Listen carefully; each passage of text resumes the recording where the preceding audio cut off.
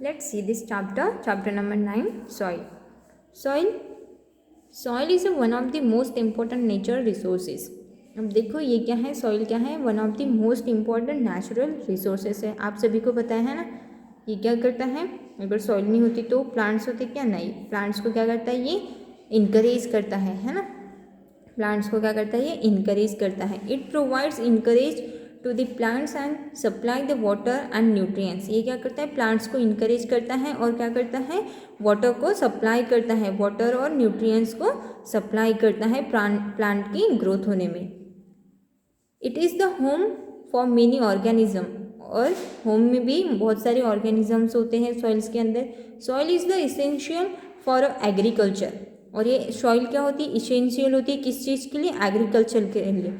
अगर हम खेत में, है ना, खेत में अगर कोई भी एग्रीकल्चर पीक के ले रहे हैं तो क्या होता है, सॉइल ही नहीं होगी तो हम खेत में एग्रीकल्चर के प्रोडक्ट लगा सकते हैं क्या, नहीं, यूज़ कर सकते हैं क्या, नहीं। तो सॉइल क्या है, मोस्ट इम्पॉर्टेंट है। Agriculture provides food, clothing and shelter for all.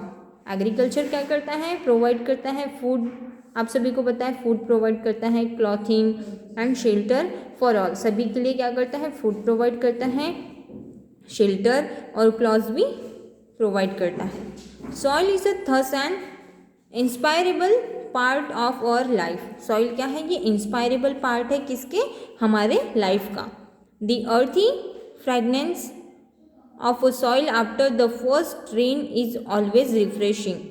Earthing fragrance of a soil after the first rain, जब फर्स्ट रेन आता है ना, आपने देखे होंगे फर्स्ट रेन आता है तो वो क्या करता है, सॉइल को रिफ्रेश, मतलब क्या हो जाता है, सॉइल का रिफ्रेशमेंट हो जाता है। नेक्स्ट पॉइंट है हमारा, नेक्स्ट पॉइंट है 9.1, soil teeming with life. Soil के लाइफ के साथ में टीमिंग कैसा है वो हमें देखना है। One day during the rainy season, Paheli and Boojho observe earthworm coming out the soil. एक दिन क्या हुआ था, रेनी सीजन में पहेली और बुजो ऑब्जर्व कर रहे थे अर्थवर्म को। वो अर्थवर्म कहाँ से कम हो रहा था, कहाँ से आ रहा था, सॉइल से। Paheli wondered whether there were other organism also in the soil, और पहेली ने क्या की, ऑब्जर्व की कि सॉइल में बहुत सारे और अदर ऑर्गेनिज्म भी हैं। लेट अस फाइंड आउट, अब हमें क्या करना है, वो फाइंड आउट करना है। एक्टिविटी यहाँ पर दी हुई है 9.1, उसे आपको क्या करना है, घर पे लर्न करना है, स्टडी करना है, और यहाँ पर जो टेबल दिया हुआ है टेबल 9.1, उसे आपको क्या करना है, कंप्लीट करना है। नेक्स्ट पॉइंट है हमारा, नेक्स्ट पॉइंट है 9.2, सॉइल प्रोफाइल। अब हमें देखना है कि सॉइल की प्रोफाइल किस तरह की होती है। Soil is a composed of a distinct layer. Soil कैसी होती है,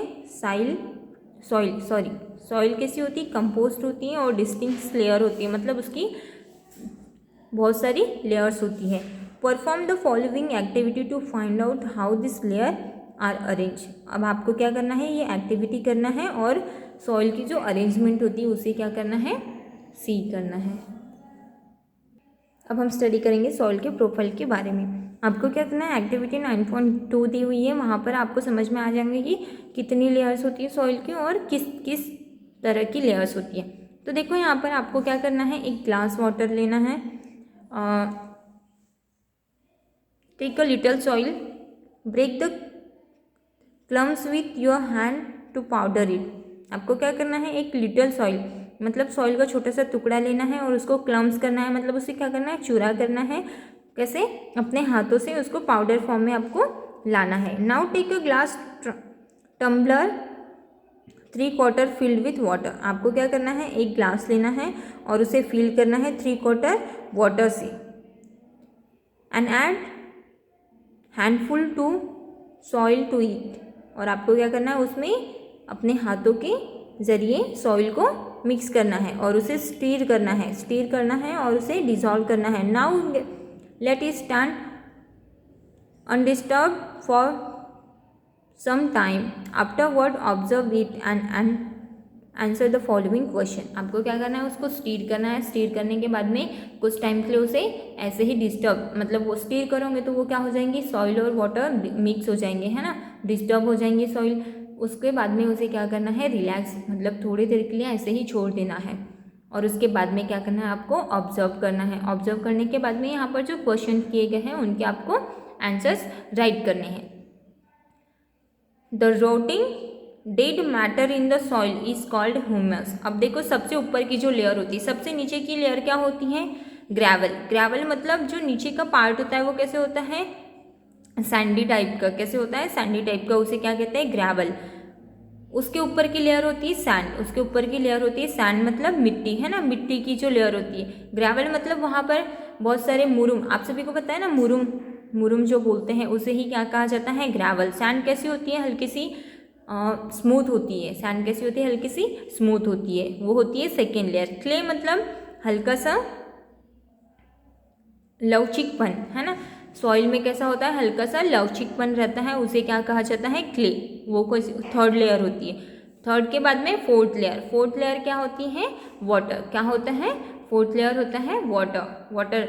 एंड सबसे ऊपर की जो लेयर होती है वो क्या होती है, ह्यूमस। ह्यूमस मतलब आपने देखे होंगे वाटर के ऊपर में आप जब भी लैक में जाते हो या फिर सी में जाते हो या फिर रिवर में, है ना, तो आपको एक लेयर नज़र आती होंगी ऊपर में।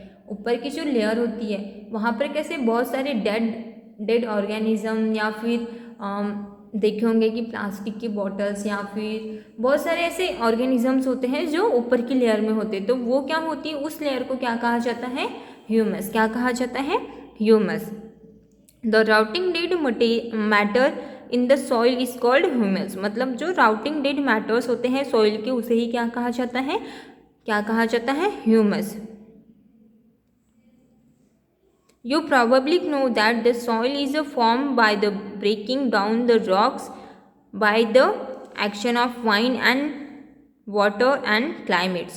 आप सभी को पता है कि सॉइल कैसे फॉर्म होती है। सॉइल कैसे फॉर्म होती है, ब्रेकिंग डाउन द रॉक्स, मतलब रॉक्स के ब्रोक होने से, है ना, ब्रेक होने से क्या होती है, सॉइल बनती है। बहुत बड़े बड़े पत्थर होते हैं, आप सभी को पता है ना, बहुत बड़े बड़े क्या होते हैं, रॉक्स होते हैं।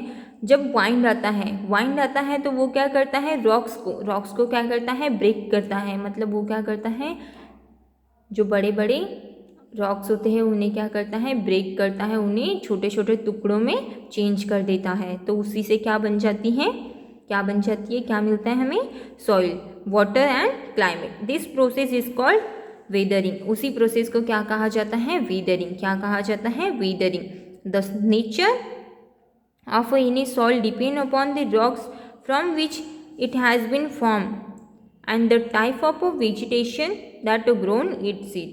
A vertical section through a different layer of the soil is called soil profile. और soil के जो vertical sections होते हैं, है ना, डिफरेंट टाइप्स के सेक्शंस होते हैं, उन्हीं को क्या कहा जाता है, सॉइल की प्रोफाइल। क्या कहा जाता है, सॉइल की profile.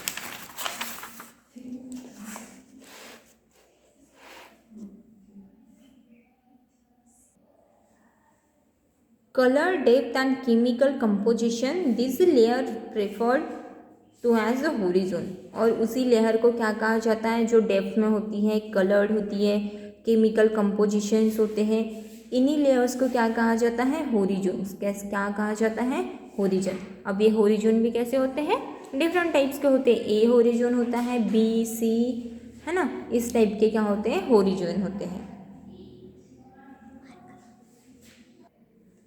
The uppermost horizon is generally dark in color as it is rich in humus and minerals। अपर की जो लेयर होती है ना, अपर की जो होरिजोन होती है वो जनरली कैसी होती है, डार्क इन कलर में होती है, और वहाँ पर क्या होते हैं, ह्यूमस होते हैं और मिनरल्स होते हैं। The humus make the soil fertile and provides nutrients to growing plant. अब ये ह्यूमस क्या करता है, सॉइल को फर्टाइल करने में हेल्प करता है, और क्या प्रोवाइड करता है, प्लांट्स को प्रोवाइड करता है न्यूट्रिएंट्स, और प्लांट्स की ग्रो होने में हेल्प करता है। This layer is generally soft. और ये लेयर कैसी होती है, जनरली सॉफ्ट होती है, पोरस होती है, and can retain more water. और ये क्या करती है, वाटर को मोर रिटेन करती है। इज कॉल्ड टॉप सॉइल और दी ए होरिजोन। इसे ही क्या कहा जाता है, टॉप सॉइल या फिर ए होरिजोन। क्या कहा जाता है, टॉप सॉइल या फिर ए होरिजोन। आप सभी को इस फिगर में, फिगर 9.3 में समझ में आ जाएगा। कि ए होरिजोन क्या होता है और टॉप साइल क्या होता है। देखो आपको यहाँ पर नज़र आ रहा होगा कि ऊपर की जो लेयर होती है ना, सबसे टॉप लेयर पर क्या होते हैं, प्लांट्स ग्रो करते हैं। तो वो कौन सी लेयर हो जाती है, A horizon top soil layer. Next हम देखेंगे the next layer has a lesser amount of a humus but more of a minerals. Next layer जो होती है उसमें क्या होता है, ह्यूमस की क्वांटिटी क्या होती है, कम होती है, लेकिन जो मिनरल्स होते हैं वो कैसे रहते हैं, ज़्यादा रहते हैं। This layer is a generally harder, और ये लेयर कैसी होती है, जनरली हार्ड रहती है, and more compact and is called the B horizon. और ये कैसी रहती है, बहुत ज़्यादा कॉम्पैक्ट रहती है, और इसे ही क्या कहा जाता है, बी होरिजोन। क्या कहा जाता है, बी होरिजोन। और बी होरिजोन को ही क्या कहा जाता है, मिडल लेयर। क्या कहते हैं, मिडल लेयर। नेक्स्ट देखेंगे हम the third layer is C horizon. अब थर्ड लेयर क्या है, सी होरिजोन है, which made up of small lumps. ये क्या करती हैं, यहाँ पर छोटे छोटे स्मॉल लम्स होते हैं, है ना, टुकड़े टुकड़े, जैसे मिट्टी आपने देखे होंगे ना, टुकड़े में होती है, टुकड़ों में बटी हुई होती है, तो उन्हें क्या कहा जाता है, lumps. Rock with cracks and crevices. और यहाँ पर क्या होते हैं, रॉक्स भी प्रेजेंट होते हैं और बहुत सारे क्रैक्स होते हैं and crevices. Below this layer is the bed rock. और उसी के नीचे क्या होती है, कौन सी लेयर होती है, सी होरिजोन के नीचे होती है bed rock, which is hard and difficult to dig with spade. और ये क्या होती है, बहुत ज़्यादा हार्ड होती है, डिफ़िकल्ट होती है। इसे हमें डिग मतलब खोदना है ना, इसे हमें स्पेड डिग करने में भी बहुत ज़्यादा प्रॉब्लम क्रिएट होती है। तो ये है, आप सभी को फिगर 9.3 में समझ में आ जाएगा कि ए होरिजोन क्या है, बी होरिजोन क्या है, C horizon and bedrock. Bedrock में बहुत सारे क्या होते हैं, रॉक्स होते हैं, रॉक्स प्रेजेंट होते हैं, और वो डिग करने में हमें बहुत ज़्यादा प्रॉब्लम जाती है, और ये होती है हार्ड। नेक्स्ट पॉइंट हम देखेंगे सॉइल टाइप्स। सॉइल के भी कुछ टाइप्स होते हैं, वो हम क्या करेंगे, इस चैप्टर में स्टडी करेंगे। The mixture of rock particles and humus is called a soil. मतलब रॉक्स के जो पार्टिकल्स होते हैं और ह्यूमस के जो पार्ट्स होते हैं, उसे मतलब मिक्स करने के बाद में जो पार्ट बनता है उसे ही क्या कहा जाता है, सॉइल। मतलब द मिक्सचर ऑफ रॉक्स का मिक्सचर एंड ह्यूमस, और ह्यूमस का मिक्सचर, इसे ही क्या कहा जाता है, soil. The living organism such as bacteria, plant roots and earthworm are also part of any soil. अब लिविंग ऑर्गेनिजम्स में आप सभी को पता है बैक्टीरियाज होते हैं, प्लांट रूट होते हैं, earthworm, also important parts of any soil. और ये भी क्या है, बहुत ज़्यादा इम्पोर्टेंट पार्ट्स हैं किसी भी सॉइल का। The soil is classified on the basis of the proportion of particles of various sizes. If a soil contain greater proportion to big particles is called sandy soil. अब देखो, classified soil को classified करने के बाद में जो particles होते हैं, वेरियस टाइप के पार्टिकल्स होते हैं ना, वेरियस टाइप के पार्टिकल्स होते हैं, वो क्या करते हैं, सॉइल को कंटेन करते हैं greater proportion to a big particle. मतलब वो वहाँ पर सॉइल तो प्रेजेंट होती है, लेकिन बिग पार्टिकल्स किस चीज़ के होते हैं, रॉक्स के होते हैं, है ना, क्लासिफाइड रहते हैं वो रॉक्स से, तो उन्हें क्या कहा जाता है, सैंडी सॉइल। क्या कहा जाता है, sandy soil. The proportion of fine particles is relatively higher than is called clay soil. The proportion of fine particles, मतलब जहाँ एकदम छोटे छोटे पार्टिकल्स होते हैं, है ना, और वो रिलेटिवली हायर रहते हैं, बहुत ऊपर की इसमें रहते हैं, हायर लेयर पे रहते हैं, उन्हें कौन सी सॉइल कहा जाता है, उसे कहा जाता है क्ले सॉइल। क्या कहा जाता है, क्ले सॉइल। और ये कैसी रहती है, सॉफ्ट रहती है। The amount of large and fine particles is about the same, then the soil is called loamy. अब जो फाइन पार्टिकल्स होते हैं वो कैसे रहते हैं, सेम अमाउंट में रहते हैं, उन्हें ही क्या कहा जाता है, सॉइल होती हैं। और सॉइल में क्ले सॉइल और क्ले सॉइल का जो कंबक्शन होता है वो कैसे रहता है, सेम रहता है, तो उसे क्या कहा जाता है, लोमी। क्या कहा जाता है, लोमी। नेक्स्ट पॉइंट हम देखेंगे the best topsoil for growing plants is a loam.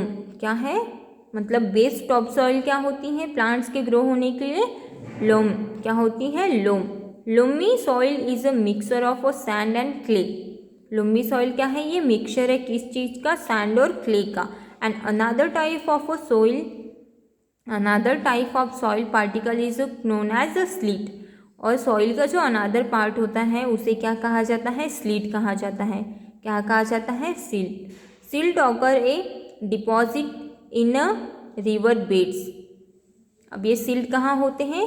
River के बेड्स। आप सभी ने देखे होंगे, है ना, जो रिवर होती है, रिवर के दोनों साइड में क्या होती है? बेड्स होते हैं, है ना, बहुत सारी ऐसी सॉइल प्रेजेंट होती है, उन्हें क्या कहा जाता है? River beds. The size of a seed particles is between third sand and clay. और उसी वो पार्टिकल्स कैसे होते हैं? सैंडी क्ले के होते हैं और सैंड के होते हैं और क्ले के होते हैं। The loamy soil is also humus in it. और वहाँ पर भी क्या प्रेजेंट होते हैं? ह्यूमस होते हैं।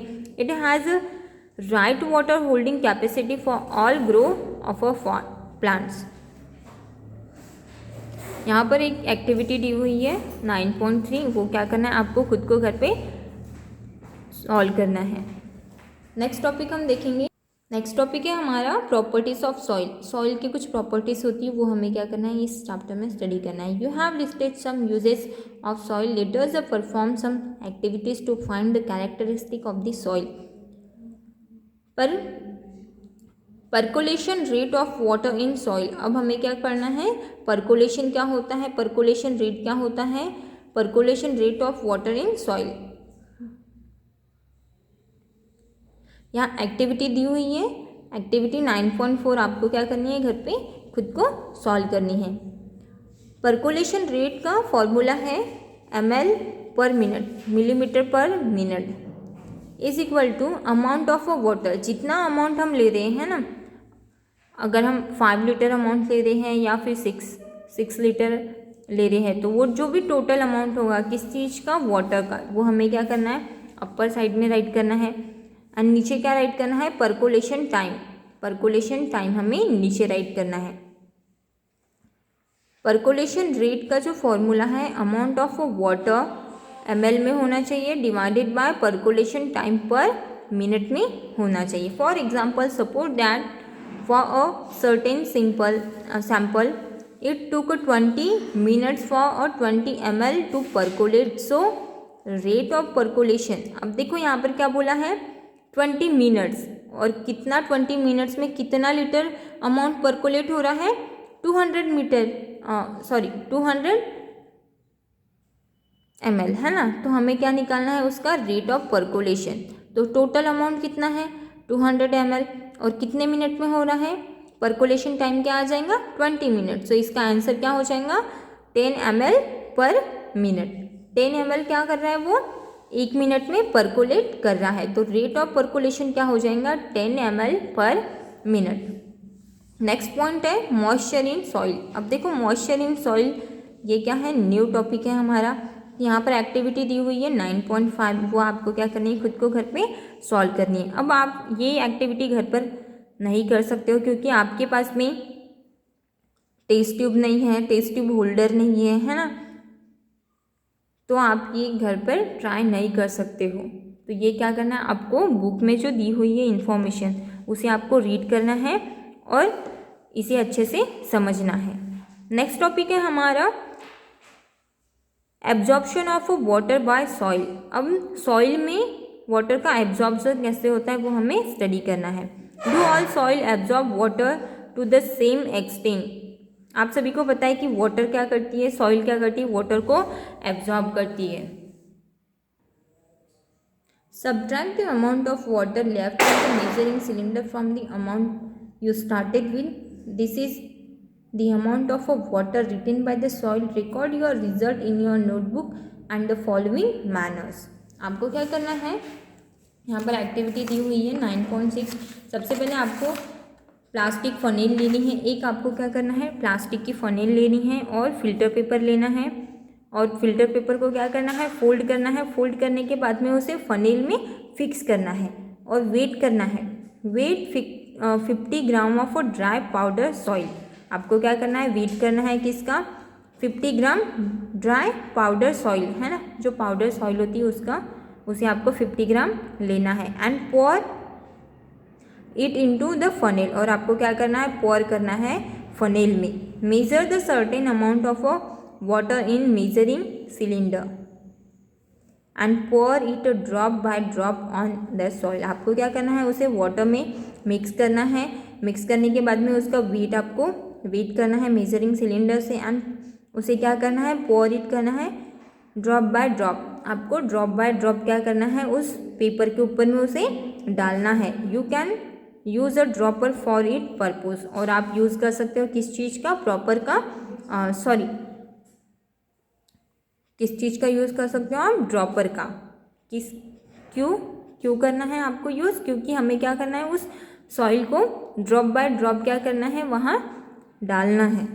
Do not lift all the water fall at a one spot, और आपको जो भी वाटर फॉल होगा, है ना, वहाँ जो भी वाटर फॉल होगा उसे क्या करना है, उसे स्पॉट करके रखना है एक जगह पर। Pour water all over the soil, keep pouring water and start dripping, और वो क्या हो जाएगा, जब वहाँ पर हम क्या करेंगे, उस ड्रॉप को वहाँ सॉइल में डालेंगे तो वो क्या करेगा, जो फनेल के ऊपर में फिल्टर पेपर है ना, वो क्या करेगा, सॉइल को एब्जॉर्ब कर लेगा, और वाटर क्या करेगा, नीचे की ओर, है ना, नीचे की ओर धीरे धीरे वो क्या करेगा, नीचे की ओर वाटर आ जाएगा, और सॉइल वहीं पर फिल्टर होते रहेंगी। तो आप देखो 9.7 में दिया हुआ है आपको फिगर में, absorption of water in the soil. Dropper क्या होता है, फिल्टर पेपर कैसे होते हैं, फनेल कैसे होते हैं, बीकर कैसे होते हैं, ये सारी चीज़ें आपको यहाँ पर देखने मिल जाएंगी। तो ये जो एक्टिविटी दी हुई है, ये आपको क्या करना है, अपने नोटबुक में राइट करना है, और इसका जो भी प्रॉब्लम्स है ना, ये आपको अपने नोटबुक में सॉल्व करने हैं। नेक्स्ट टॉपिक है हमारा soil and crops.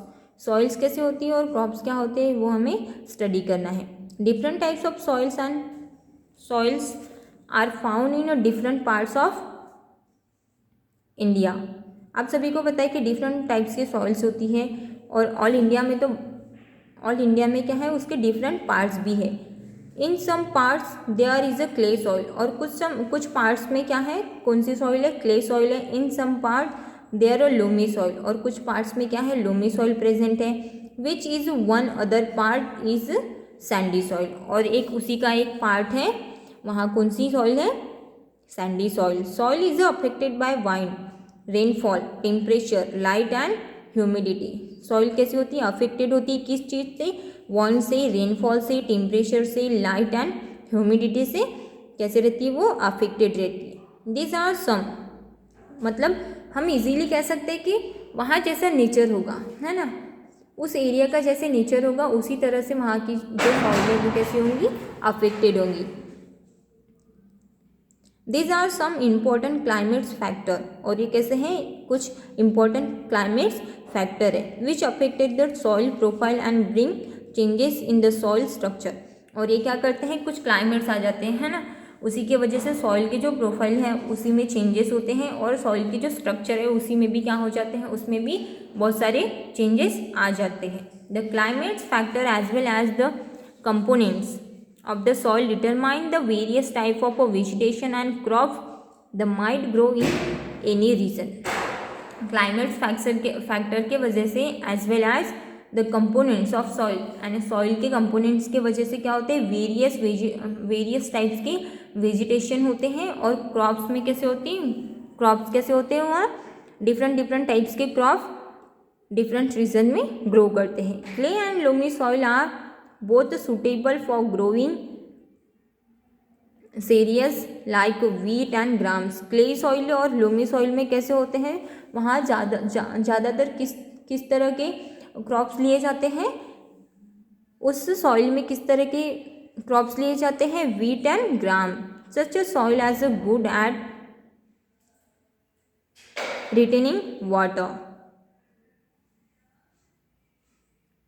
for a paddy such rich in clay and organic matter and having good capacity to retain water and ideas for a fertile and lentils, lentils means क्या होता है, मशूर, क्या होता है, मशूर। ये क्या करता है, वाटर को रिटेन करता है और उसकी जो कैपेसिटी होती है, ऑर्गेनिक कैपेसिटी होती है, वो कैसी होती है, बहुत ही अच्छी होती है। तो ये यहाँ पर कौन सी सॉइल, जो कौन सी सॉइल रहती है, क्ले सॉइल, है ना। क्ले सॉइल में कौन से क्रॉप्स को हम ले सकते हैं, मशूर, है ना, लेंटाइल्स को हम ले सकते हैं। Pulses, loamy soil, loamy soil में हम कौन से क्रॉप्स ले सकते हैं, which drain water easily. Loamy soil क्या करती है, वाटर को इजीली ड्रेन करती है एंड रिक्वायर, और ये क्या करती है, रिक्वायर्ड भी करती है। फॉर कॉटन, कॉटन के लिए हम सैंडी सॉइल का यूज़ करते हैं, और लोम सॉइल और सैंडी सॉइल में क्या होता है, कॉटन बहुत इजीली ड्रेन हो जाता है। विथ ड्रेन वाटर इजीली, और ये वाटर को भी क्या करता है, इजीली ड्रेन करता है। अ केस स्टडी, आपको ये केस क्या करना है, स्टडी करना है। सॉइल इरोजन, सॉइल इरोजन क्या होता है, यहाँ पर एक टेबल दिया हुआ है छोटा सा, वो आपको क्या करना है, खुद को स्टडी करना है। आई थिंक आप सभी को ये चैप्टर समझ में आ गया होगा। आज के लिए बस इतना ही, मिलते हैं नेक्स्ट वीडियो में। Stay home, stay safe, thank you.